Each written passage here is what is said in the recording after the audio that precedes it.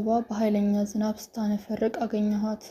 ወደ መሃል ከተማው ስገባ ዝናቡ ቀንሶ ወደ ካፊያነት ተለወጠ። ብርዱ፣ ድካሙ፣ ረሃቡ ከቢታንያ ጋር ስንተቃቀፍ እልም እንደሚል አውቃለሁ። የኑረዲንን ዳቦ ቤት አልፌ ወደ ጋራጅ ስታጠፍ ናፍቆቴ ጨመረ። ወዲያው ሚካኤል በዋናው በር ቤት መስኮት በኩል ብቅ ብሎ አይቶኝ ጥልቅ ሲል አየሁት። ሮጦ ሄዶ ቢታንያን ሲነግራት ታየኝ። በእሷ መደሰት እሱም ይደሰታል። ጋራዡ ሁሉም ሰራተኛ ለምሳ ስለወጣ ኦና ሆኖ ጠበቀኝ። የሱፍ አበባ ፀሐይን እምቢ ብላ የከተማ አምፖልን አመለከች። የዚህ ውጤት የማታ ማታ ምን ይሆን? ይህ አርምሞ ያን ጊዜ ምን ይመስል ይሆን? ጭልልታው ሲከብዳይም በውስጤ እንዲሁ ጮኩ። ከቢታንያ ቀጥሎ ለሚቀጥሉት ቀናት እጅግ የሚፈልገው ሰው ኢሳያስ ነው። መረጃዎቹን መርምረው ማዘጋጀት ይኖርብናል። ሳስበው ኢህአፓ በትርኪ ምርኪ የየዕለት ስራዎች በተዋጡ የእረሳው የመጣው ድንቅ ባህል ነበረው። አንድ ችግር ወይም ክስተት በርዕዮ ዓለም መነጽር ብጥር አድርጎ የማየት ልምድ። አሁን አንድ ቦምብ የሆነ ጽሑፍ በማዘጋጀት ይህንን ባህል ነፍስ ልዘራበት ወሰንኩ። የጽሑፌ ርዕስ ሱፍ አበባዊነት ወይም ሰንፍላወሪዝም የሚል እንደሚሆን ገና መቀሌ ሳለሁ ነው የወሰንኩት። በሚስጥራዊው በር ወጥቼ በስስት ወደ ቀዩ በር ስማትር ገርበብ ብሎ ታየኝ። ማን ከፈተው? በመገረም ዙሪያ ገባውን እያየው ስጠጋ ቢታንያ ብቅ አለች። ከጀንበር የብርሃን ቦቃታ በሚፎካከር ፈገግታ ተለዋወጥን። ምን አባ በዚህ ተመልሰ የሄድክ መስለ የምታስደነግጠኝ? በውሸት ኩርፊያ ስስት ያደፈረሳቸው አይኖቿን በለጠጠቻቸው። ይህማ እንዴት ይታሰባል ፍቅሬ? የያዝኩትን ዕቃ አስቀምጬ ተጠመጠምኩባት። ወይዘሮ ማስተዋል ሶፋ ላይ ጋደም ብለው አገኘኋቸው። አቀባበላቸው የውስጥ ስሜቴን እንደ ፊኛ ወጥሮ ሊያፈነዳው ምንም አልቀረም። ጉንጭና ጉንጭ አገላብጠው ሳሙኝ። ተለይቼ የቆየሁባቸው ቅናት በትክክል እውነተኛ ዝምድናችንን እንደገለጡት ገባኝ። በቃ ከልጃቸው ጋር ስነ ስርዓቱን ችላ ብለን ባልና ሚስት ሆነናል። የምን ሰማንያ የምን መሐላ የምን ቀለበት። ለመጀመሪያ ጊዜ አብረናቸው ለምሳ ተቀመጥን። ወዲያው ሙሴ ባልዲን የመሳለሚያ ቁጥር 1 ወረበላ ድምፁን ከፍ አድርጎ ሰላምታ እየሰጠ መጣ። ማመን አልቻልኩም። ከየትኛው ደመና ዱብ እንዳለ ገረመኝ። ወደ ቤት ሲገባ አፈጠጥኩበት። መካከለኛ ቁመት፣ የተጎሳቆለ አካል፣ በሲጋራ ተጠብሶ ሳምባ የመሰለ ከንፈር፣ በጢስና በመጠጥ ብዛት የጎሽ አይን፣ ጭፍፍር ያለ ጸጉር፣ ሁለመናው ያስፈራል። እንግዳ ነገር ሆኖብኝ ወይዘሮ ማስተዋልን ቢታንያን በግራ መጋባት ተራ በተራ አየኋቸው። ታሪኩን ነገሩኝ። ከሳምንት በፊት ሰተት ብሎ ወደ ግቢው ገባ። እግራቸው ስር ወድቆ ይቅርታ ጠየቀ። እናትና ልጅ ይቅር ብለውት አሁን የቤተሰቡ ባለሟል ሆኖ አገኘሁት። ዋና ጉዳይ አስፈጻሚና የደህንነት መኮንን። ትህትናው አስገራሚ ነው። እኔንም ሲያይ መጥቶ ጉልበቴን በይቅርታ ሊስም ተገለገለ። ይቅርታ አድርጌልሃለሁ ስሎ ተመልሶ ተቀመጠ። ማስተዋል የልጃቸው ያገለገሉ ልብሶችና ጫማዎች ሰጥተውታል። ይህንን ለብሶም የተጎዳ አካሉ ራሱን ሊደብቅለት አልቻለም። በጣም ተሽሎት አይቸው መሆን አለበት። ወሬው በጣም አስቂኝና ግልጽ ነው። ብቆይ ደስ ይለኝ ነበር። በድርጊነት ጊዜ የሰራው ወንጀል እያወራ በሳቅ ፍንድት አደረገን። ለመሄድ የቢታንያ ስምምነት ያስፈልገኛል። ወደ እሷ አየው። አርፈ ቁጭ በል፣ የትም አትሄድም፣ መሄድ የለም። ለመሄድ ስቁነጥነጥ በአይኖቿ መልእክት አስተላለፈችልኝ። ቡና ቀርቦ አቦል እስኪጠጣ ድረስ ቆየው። ኢሳያስን በተቻለው ሁሉ ፍጥነት ማግኘት አለብኝ። ምን ተፈጥሮ እንደከረመ መስማት ይኖርብኛል። ልመለስ ቃል ገብቼላት ወደ ጋራዥ ሄድኩ። የሱፍ አበባዊነት ጽሑፌን በፍጥነት መጀመር አለብኝ። ከመቀሌ ያመጣሁትን መረጃ ከላንድ ሮቨሩ አውርጄ በሚስጥራዊ የጀርባ በር በኩል ወጥቼ ወደ ምድር ቤቴ ሄድኩ። ሸዋዬ መጀመሪያ ሳንኳኳ አልከፈተችልኝም። ድንገት ስለሚሆንባት ላይሰማት ይችላል። ደግሜ ሳንኳኳ ግን ፈጠን ብላ ቦግ አደረገችው። የተለየና ሞቅ ያለ ፈገግታ አሳይታኝ ወደ ጀርባዋ ዙራ ጓዳ ለምረው ነው እሱ ንገራቸው፣ ጓዳ ለምረው ነው አለች። በሩን ከጀርባዬ እየዘጋች። የፖሊት ቢሮ አባላት ውስጥ እንዳሉ ገመትኩ። ትክክል ነኝ። ዘሩ ክሽንና ዶክተር ተስፋዬ ደበሳ አሉ። አንሶላ ስለለበሱ ልክ አሁን ገና ከመስክ የተመለሰ ገበሬ ይመስላሉ። ዘሩማ የተቆራረጠች የሰሌን ባርኔጣ አድርጎ ምንም አይለይ። ተስፋዬን ምናልባት በመነጽሩ መለየት አይከብድም። ስንተያይ እየሳቁ አውጥተውት የነበረውን ሽጉጣቸውን ወደ ወገባቸው መለሱ። ሞቅ ያለ ሰላምታ ተለዋወጥን። ደጀኔ የለም። እሱ ስለሌለ ይሆን ጥበቃ ያላቆሙትና በሩ ሲንኳኳ የደነገጡት? ጓዶች የጠላት ከበባ መስሏቸው ነበር እንዴ? ተራ በተራ እያየው ጠየቅኳቸው። ታዲያስ በእውነት ነው የምልህ አላመሩ የሚባል የኛ ሰው በዚህ ሰዓት ያንኳኳል ብዬ ጨርሶ አልጠበቅኩም። ሰሞኑን ስላልነበርክ ነው መሰለኝ ረስቻለሁ። ዘሩ እየሳቀ መለሰልኝ። እንኳን ደህና መጣ። የተሳካ ሚሽን እንደነበር አውቄያለሁ። ዶክተር ተስፋዬ እንደገና እጅን ጨበጠኝ። ሊወጡ ሲሉ እንደደረስኩ ሁኔታቸውን ነገረኝ። አጭር መረጃ ተለዋወጥን። ሪፖርቴን በጽሑፍ አዘጋጅቼ እንደማቀርብ ነገርኳቸው። እስከ መጪው የማዕከላዊ ኮሚቴ ፕሊነም እንዲደርስ አሳሰቡኝ። እነርሱም ደግሞ የደርግ ወይም መሲሆን አፈና እየጠነከረ መምጣቱን አስታውሰውኝ ሁላችንም ጥንቃቄ እንድናደርግ አደራ ብለው ተሰነባበትን። የእኛዎቹ የሱፍ አበባ ደራሲያን ቅሬታዬ በተለይ ዶክተር ተስፋዬ ሳይ ግንፍል ሊለኝ ፈለገ። በኢሃሰ ላይ ግፍ ሰርቶ እሱ ግን ትንሽ ጭረት ሳያገኘው ሳይደማ ሳይሞት ሾልኮ እንደወጣ ተሰማኝ። ዘሩ ደግሞ የሻምበል ሞገስ ወልደ ሚካኤል መንፈስ መስሎ ታየኝ። ሻለቃ መንግስቱን ግደሉልን እያሉ አዋክበው ወደ ስህተት እየመሩ ያሉት እሳቸው ናቸው። ያም ሆኖ የማታ ማታ ተጠያቂው ዘሩ ራሱ ነው። እውር ሸፈተ በጓሮ። ኢሳያስ እንግዶቹን ከሸኘ በኋላ ሲጋራው እያቦነነ ተንደርድሮ ወደ እኔ መጣና አቀፈኝ። ጊዜ ማባከን አልፈለግንም። ወደ መረጃ ልውውጣችን ገባን። እኔ ባልነበርኩባቸው ቀናት እሱ የትንቅንቅ አላለም። አንድ የማዕከላዊ ኮሚቴ አስቸኳይ ስብሰባና 2 የፖሊት ቢሮ መደበኛ ስብሰባዎችን ተከፍሏል። በኢሃፓ ማዕከላዊ ኮሚቴ አባላትና በ6ቱም የአዲስ አበባ በይነ ቀጠናት ኮሚቴዎች መካከል የ45 ቀናት የሚካሄደው ምክክር ሲደረግ ኢሳያስ ከዮሴፍ አዳነ ጋር በረዳትነት ተመድቦ ቀጠና 6 ሄዷል። የስብሰባዎቹ ዋና ዓላማ ምን እንደነበር አስረዳኝ። ቃለ ጉባኤውን አምጥቼዋለሁ። ሸዋዬ ትሰጣለች፣ አንብበው። የፖለቲካ ቢሮ የደርግ መሲኦን ጭፍጨፋ ለመቋቋም አዲስ ስልት ነድፌያለሁ ብሎ መጣ። ስልቱን እያጠቁ መከላከል የሚል ስም ሰጥቶታል። ከመሞታችን በፊት ገድል ራሳችን ማኖር የሚል ትርጉም አለው። ደርግና መኢሶን አካባቢ ያሉ ቁልፍ የአመራር ሰዎችንና ፖሊሲ አውጪዎች ኢላማ ማድረግ ፈልገዋል። በግለሰብ ደረጃ የተከታተሉ መግደል ነው ፍላጎታቸው። በጣም አጨቃጫቂ የደህንነት ስልት ነው የነደፉት። ስልቱ ቀድሞው ትክክል አለመሆኑን አጥብቄ ተከራክሬ ነበር። ካንተ ጋር የተነጋገርንባቸውን ነጥቦች በሙሉ አንስቻቸዋለሁ። ረስቶት የቆየውን ሲጋራ አየት አድርጎ ማግማግ አደረገው። ቁራጩን መሬት ላይ ጥሎ ከረገጠ በኋላ ቀጠለ። ስልቱ በዘሩ ክሽን አነጋገር ደርግና መኢሶን ኢሃፓን ለማጥፋት ለነደፉት እቅድ መልስ ነው። በጣም ደካማና በጥርጣሬ ላይ የቆመ ክርክር ነው። ለእኔ ግን የስልቱ ትርጉም ሌላ ነው። ያም ኢሃፓ በርዕዮተ ዓለሙ መመራቱ ቀርቶ በኢምፔሪያሊዝም ስሜታዊነት መወሰኑ በመጀመሪያው ትልቅ ውድቀት ነው ብዬ ተከራከርኩ።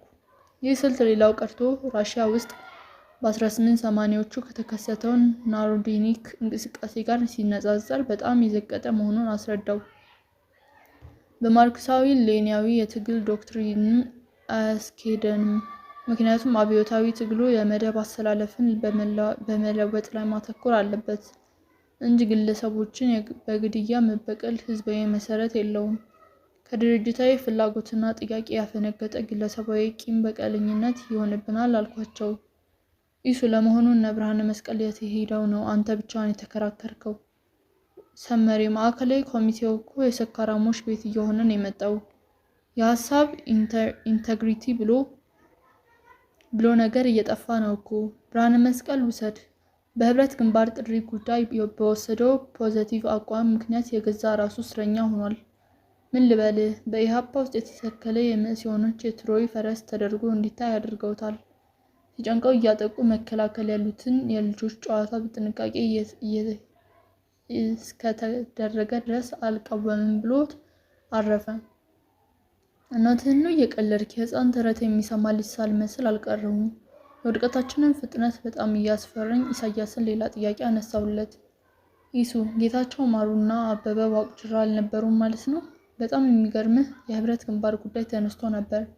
ጌታቸው የሀሳቡ ዋናው አቀንቃኝ ሆኖ ነው የምናውቀው። ብርሃነ መስቀልና አበበ ተከራክረው በተወሰኑ ቅድመ ሁኔታዎች ኢህአፓ የሚሰጠው አዎንታዊ መልስ ቀረበልን።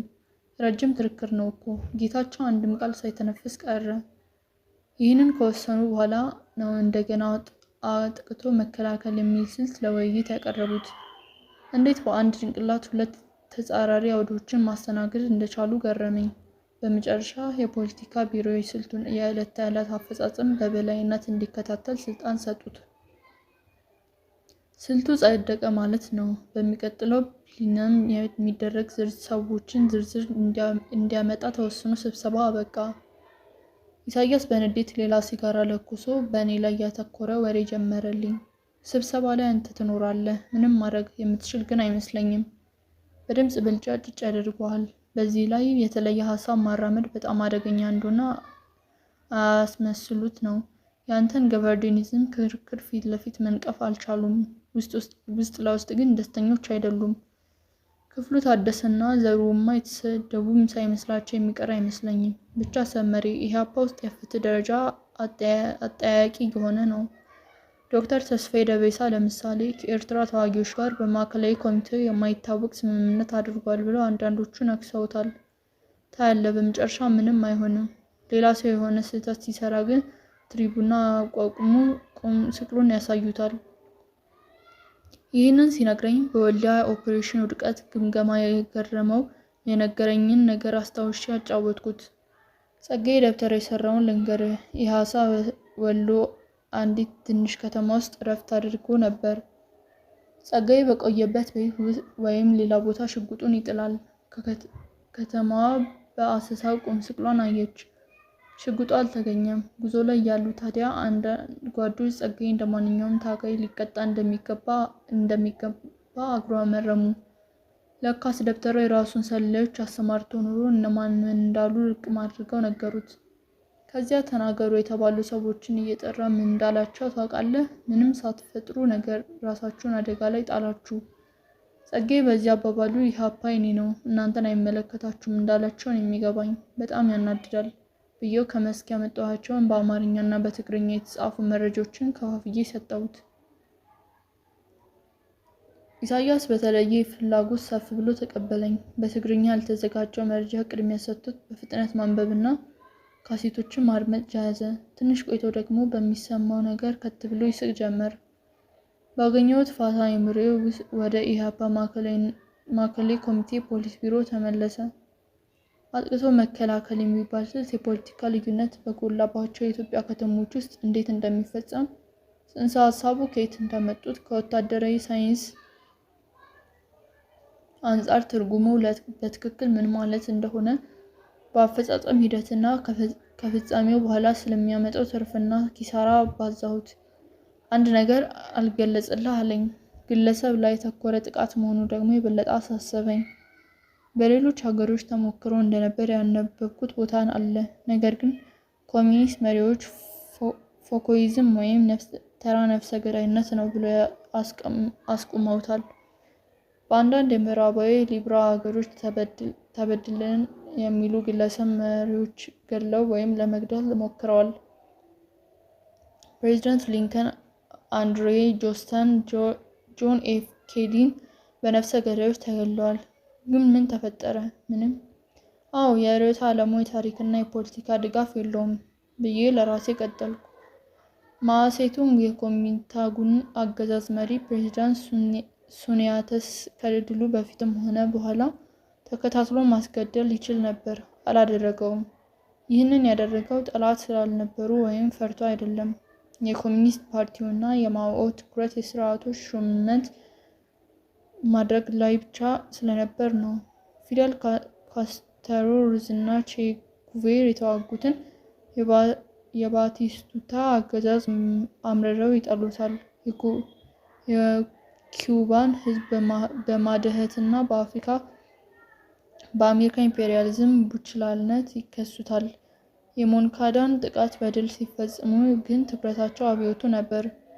ባቲስተቱታን በግሉ ሊያድኑት ወይም ሊቀበሉት አልፈለጉም።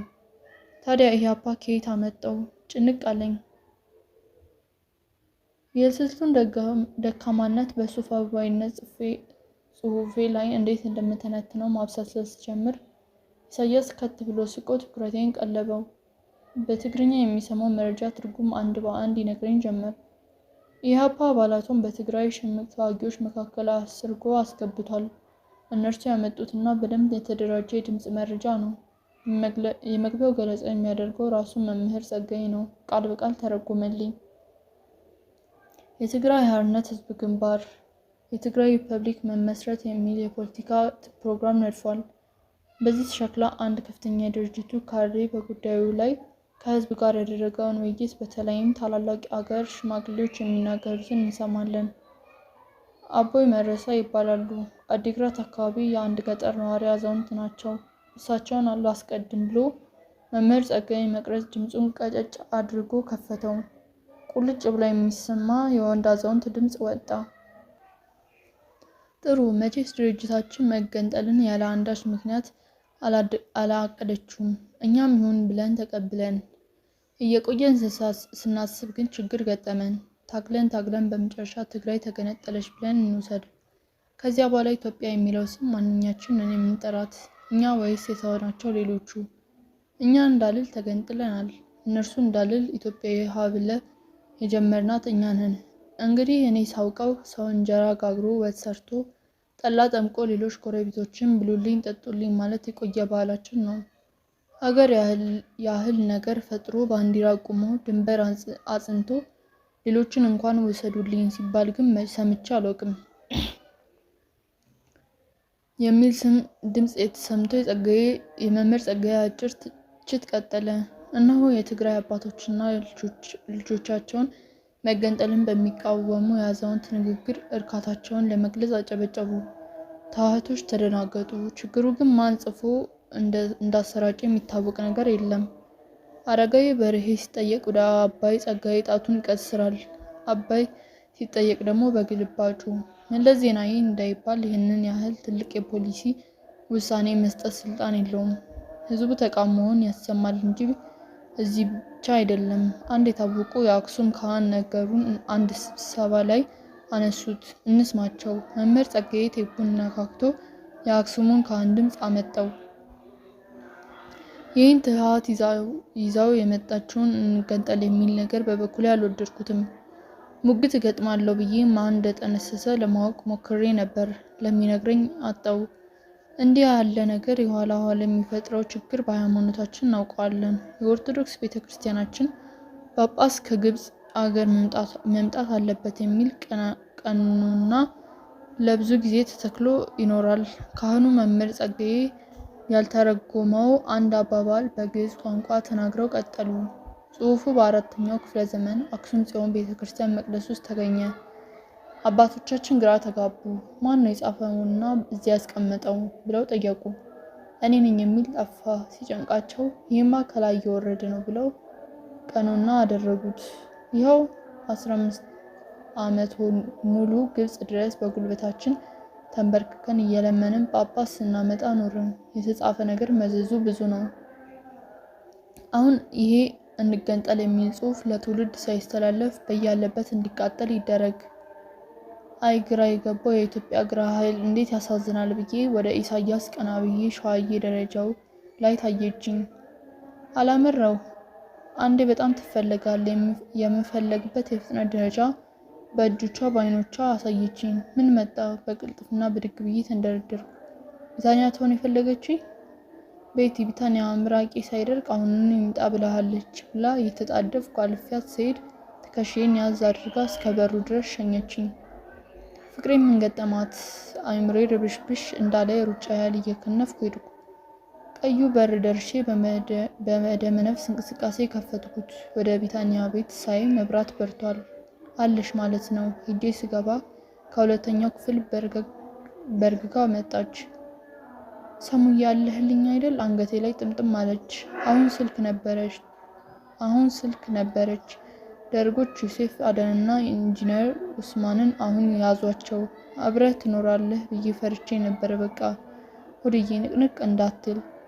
ዮሴፍ አዳንና ኢንጂነር ኡስማን ድንጋጤው መሸከም አቅቶኝ ራሴን መደገፍ ሲሳነኝ አልጋው ላይ በቁመቴ ልክ ዘፍ አልኩ። ጉሽሽት ባለ አይነ ህሊናዬ አንድ ጉልህ ምስል መጥቶ ድቅን አለብኝ። አንድ ቅጠሏ ተገንጥሎ የበረረና ጥርስ ላቃ የመሰለች የሱፍ አበባ ተክል ያስያዛቸው ሰሞኑን ሹልክ ብሎ ከመሃላቸው ጠፍቶ ወደ ደርግ ጎራ የገባው ሻለቃ ሽታዬ ደስታ መሆን አለበት። በሆነ አንዳች ግርግር ሳልተዋወቀው ቀርቻለሁ። ብተዋወቀው ኖሮ ይሄኔ የእኔም ጣን ያው ነበር። የሱፍ አበባ መርገፍ ጀመረች። አርብ ምሽት ከማዕከላዊ ኮሚቴው ስብሰባ የደረስኩት 2 ሰዓት ላይ ነበር። በግምት 1 ሰዓት ያህል ዘግይቻለሁ። የጎንደር ዞን በቀጠና ኮሚቴ ጸሐፊ ከመሸ ነው አዲስ አበባ የገባው።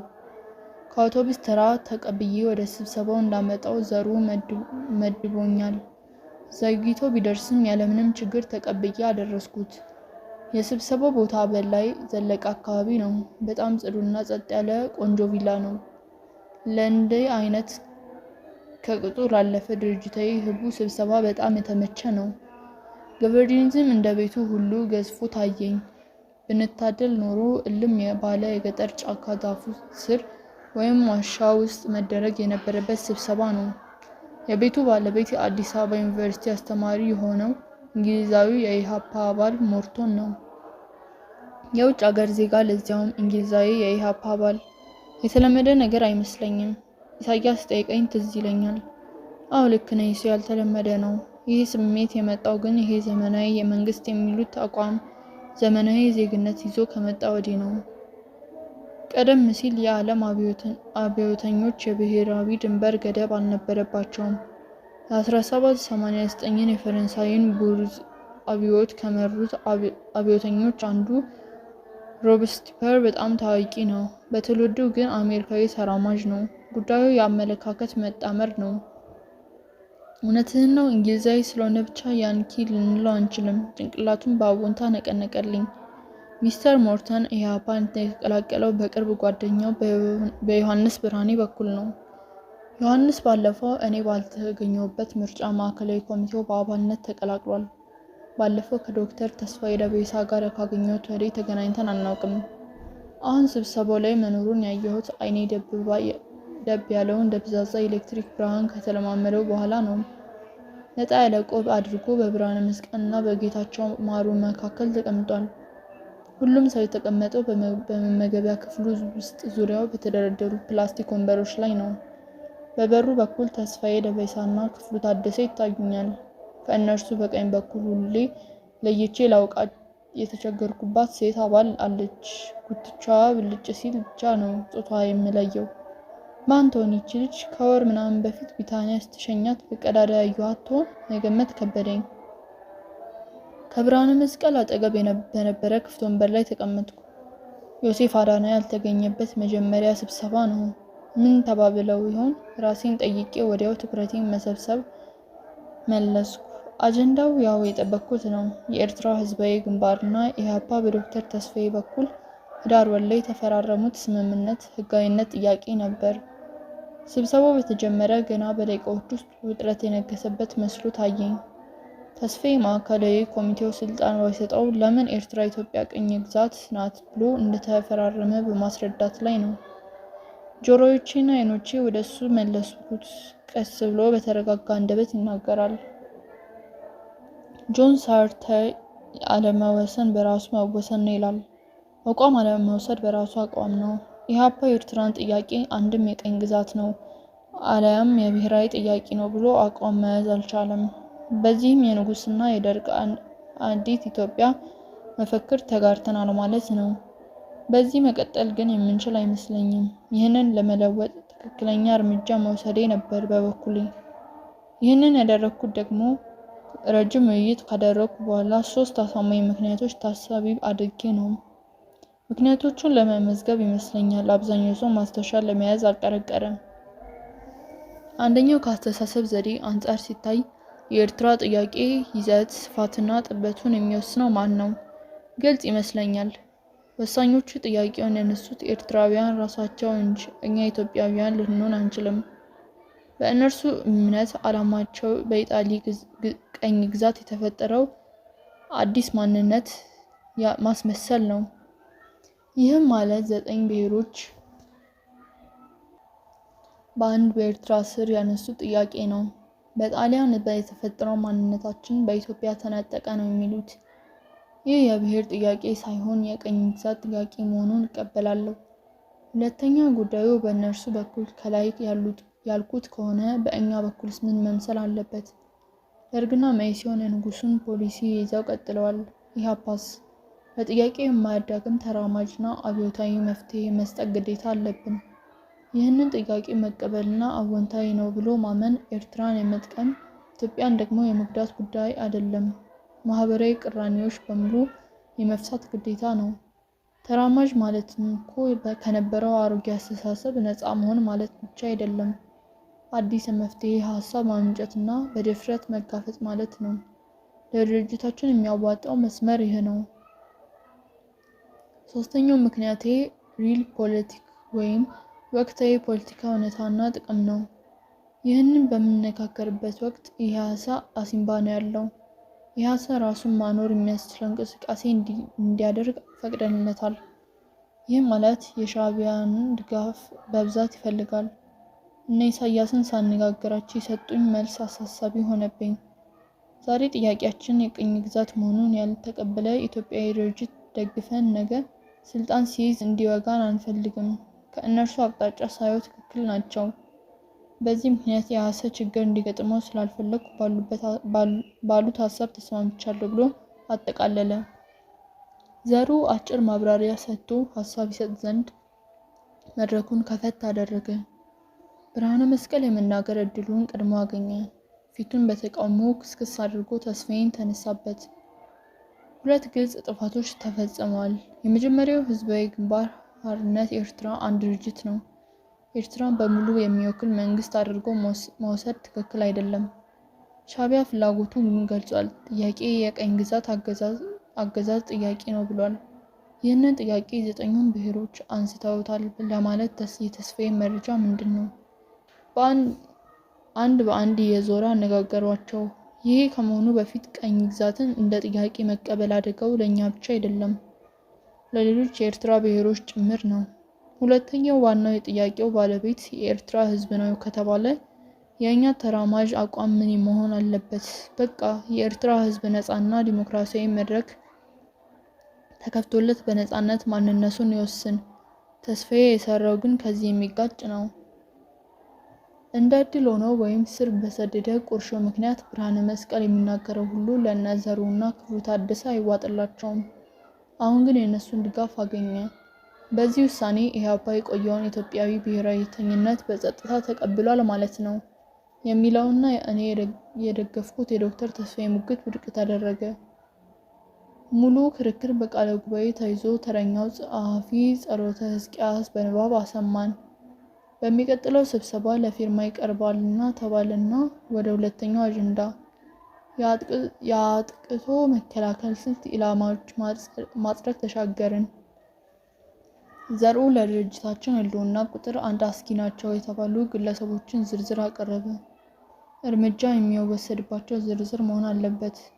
ደርግ ይሁን መሲሁን የተኮሰብን ይሁን ጠቁሞ ያስያዘን፣ የዘረፈን ይሁን የዘለፈን፣ ከበደ ይሁን አየለ፣ ማንም ይሁን ማን ግድ የለኝም፣ ግለሰቦችን በስም ጠርቶ እንግደላቸው የሚል ይህ ሀሳብ ከጸደቀ ታላቁ ኢህአፓ ትንሹ ሽፍታ ሆነ ማለት ነው። ስህተት ብቻ አይደለም፣ በህግ አዋቂዎች አነጋገር ኢህአፓ ተቋማዊ ወንጀል ፈጸመ ማለት ነው። በሌላ በኩል ደግሞ የታላቁን ውድቀት ጉዞ ጀመረው ማለት ነው። እስከ መጨረሻው ልፋለም ቆረጥኩ። ለፎኮይዝም ፊቴን ፈጽሞ አላሳይም። ዘሩ ወደ ስም ዝርዝሩ ገባ። ሻለቃ መንግስቱ ኃይለማርያም፣ ሻምበል ተካ ቱሉ፣ ሻለቃ ጌታቸው ሽበበ፣ ኃይሌ ፊዳ፣ ፍቅሬ መርዓድ፣ ተስፋዬ ታደሰ፣ ዶክተር ከበደ መንገሻ፣ ወይዘሮ ንግስት አዳነ፣ አብዱላሂ የሱፍ፣ ሰናይ ልኬ፣ መስፍን ካሳ፣ ዘርዝሮ ሲጨርስ ወደ ተሰብሳቢዎቹ ዞሮ ተመለከተ። ብርሃነ መስቀል ቀድሞኝ በተቃውሞ እጁን አወጣ። በበኩል ያቀረብከው የፖሊት ቢሮ ፕሮፖዛል ጨርሶ አልቀበለውም። ለተቃውሞዬ 4 መሰረታዊ ምክንያቶች አሉኝ። አንደኛ፣ ከርዕዮተ ዓለም አንጻር ሀሳቡ ከማርክሳዊ ሌኒናዊ አብዮታዊ የትግል ስልቶች ያፈነገጠ ብቻ ሳይሆን በቀጥታ የሚጻረን ነው። ሁለተኛው፣ ከፖለቲካ አንጻር ሳየው የሚያስኬድ አይደለም። የመንግስት ባለስልጣናት በተለይ እንደ ሻለቃ መንግስቱ አይነት ግራ ኃይል መሪ መግደል ፑስፒዝ መፈንቅለ መንግስታዊነት ነው። በዚህ መንገድ ስልጣን ለመያዝ ታስቦ ከሆነ አደገኛ ስህተት ነው። አካሄዱ ህዝብን ያላሳተፈ ጸረ አብዮታዊ ድርጊት በመሆኑ ብርሃነ መስቀል ባኮረፈ ሰው አይነት አታይ ድንገት ወደ እኔ አቅጣጫ ዞር ብሎ አየት ካደረገ በኋላ ክርክሩን ቀጠለ። ባለፈው ጓዳ ላምረው ያቀረበው ጽሑፍ ላስታውስ። ማንኛውም መፈንቅል መንግስት ስር የሰደደ የሌላ ፖለቲካዊ ቀውስ ውጤት ነው። ስለዚህ የችግሩ እንጂ የመፍትሄው አካል የመሆን ተፈጥሯዊ እድል የለውም ብሎ ነበር። ያኔ አንድም ሰው ሲቃወም ትዝ አይለኝም። ተቀብለነዋል ማለት ነው። አሁን ምን አዲስ ነገር ተገኘና ነው ወደ መፈንቅል መንግስታዊነት የምንገባው? ሶስተኛው፣ አሁን ጓዳ ላምረው ባለፈው ገቨርጂኒዝም ጽሑፍ ላይ አንስቶት መልስ የሰጠበት ጥያቄ አለ። ግለሰቦችን የመግደል ግፊት የሚፈጠረው ከየት ነው? አንድም ህዝባዊ አብዮታዊ ጦርነት የመምራት ርዕዮታዊ ዓላማዊ ብቃት ሲጎድል ነው። አሊያም ቂም በቀለኝነት የፖለቲካ አስተሳሰብ ሲሆን ነው። ሙሉ በሙሉ የሚቀበለው ሀሳብ ነው። የድምፁ ቅላጼ የተሳለና እያፈጠመ ሲመጣ በስብሰባው ድባብ ላይ ለውጥ የማስከተል እድሉ እየጨመረ መሆኑ ተሰማኝ። አራተኛ፣ የሌሎች ኮሚኒስት ድርጅቶች ልምዶች የሚያሳዩ ምንድን ነው? ግለሰቦችን በመግደል የተሳካ አብዮት ታይቶ አይታወቅም። ከዚህ ሁሉ በኋላ ግን አንድ ጥያቄ ላንሳ። በየትኛውም መንገድ የሚደረግ ወቅታዊ የሀገራችን ፖለቲካ ግምገማ በትክክል የሚያሳየን ከመንግስት ጋር ተባብሮ የመመስራትን ብሔራዊ ኃላፊነት ግዴታ ነው ወይስ አደረገው? ጸጥታው የተገሰሰው ብርሃነ መስቀል ተፈቅዶለት መናገር ሲጀምር ነው። ሁኔታው ልውጥውጥ ብሎ በድል አድራጊነት መንፈስ አንድ ውሳኔ እንዲተላለፍ አበክሮ ጠየቀ። ዘሩ ምንም ማድረግ የቻለ አይመስልም። ጉዳዩ የሚያጣራና ካስፈለገ ከሻለቃ መንግስቱ ጋር የሚያገናኝ የማዕከላዊ ኮሚቴ አባል ልዑክ እንዲሰየም በቀረበው ሀሳብ ተስማማ። ፍስሐ ገብረ ሚካኤል እና ኢሳያስ ተመረጡ።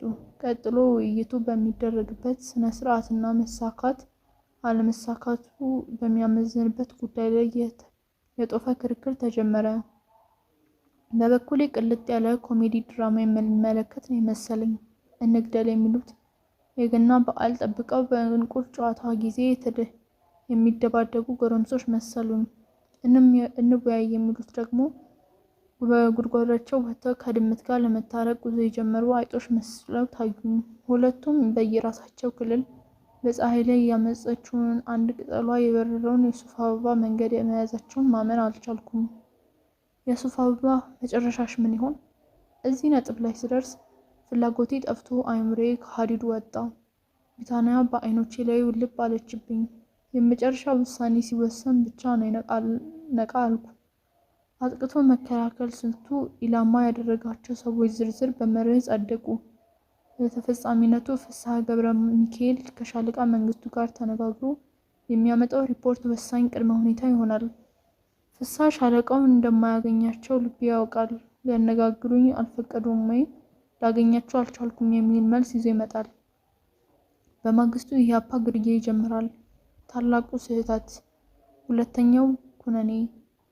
በሆዴ ብዬ ጮኩ። የኖህ የጥፋት ውሃ እንደገና 4000 ዓመት ቢዘንብ የኢየሱስ ክርስቶስ ምጽአት ቢታወጅ የአርማጌዶ ውጊያ የሚያፈሰው የደም ጎርፍ ፈጥሮ ቢጎርፍ ቀይ ባህር ወንዝ ሆኖ ቢፈስ ቀድሞ ሊያጸደው የማይችለው ታላቁ ስህተት ተፈጸመ።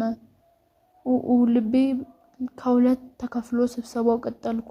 አጭር የሂስና የግለ ሂስ ፕሮግራም ተከፈተ። ግለ ሂስ ሲባል ብርሃነ መስቀል የመጀመሪያ ሆነ። ያልተለመደ በመሆኑ ሁላችንም ምን እንደሚያወራ ለመስማት በግራ መጋባት እንጠብቀዋለን።